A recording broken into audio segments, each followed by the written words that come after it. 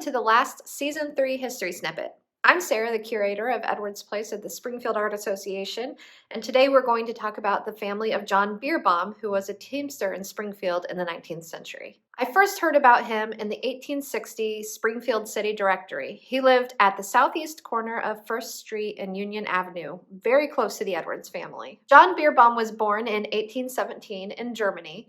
He later married Elizabeth, or Lizzie, who was another German immigrant. John's family likely came over during a surge of German immigration to the United States. By 1830, there were 10,000 German immigrants in the States, which was tenfold what it had previously been. After eventually arriving in Illinois, the Birnbaums had 5 children. John Sr. was a teamster who drove teams of animals like horse or oxen by wagon. His children, for the most part, did not follow along in their dad's footsteps in becoming a teamster, except for his son Frederick, who also followed his dad's footsteps by marrying a woman named Lizzie. Eldest son Frank went into the butchering business along with his sons, Frank Jr. and John. Yes, another John.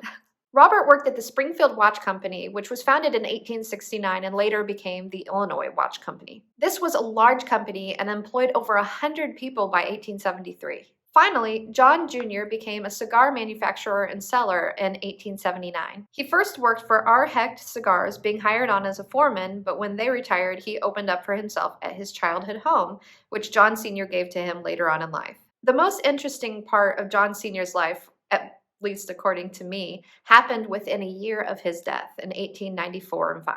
In 1894, Lizzie, John's wife, passed away, and it wasn't long after that this man in his late 70s by this point decided to wed again. Now that's not entirely out of the ordinary, but what makes this kind of a peculiar situation is what ended up happening surrounding this wedding. His chosen bride was Mrs. Sophia Nanke, who had been married twice before.